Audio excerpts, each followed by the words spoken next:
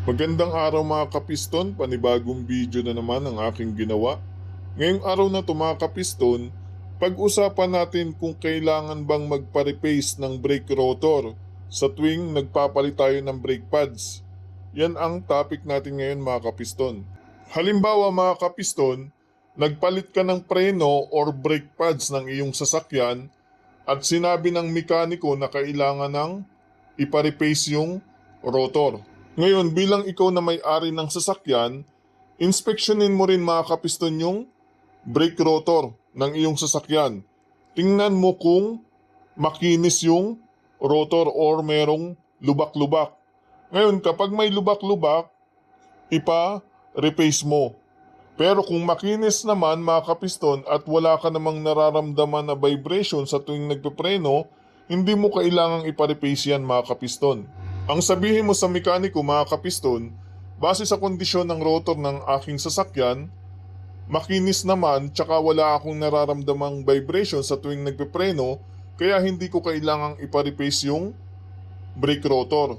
Ganito kasi yan mga kapiston, kapag nagpapa-replace tayo ng brake rotor, nababawasan din yung lifespan ng brake rotor natin. Numinipis kasi yung brake rotor sa tuwing nagpapa-replace tayo. Ang brake rotor mga kapiston meron niyang maximum thickness at minimum thickness. Ngayon, sa tuwing pinapa-replace natin yan, nababawasan ng thickness yung brake rotor.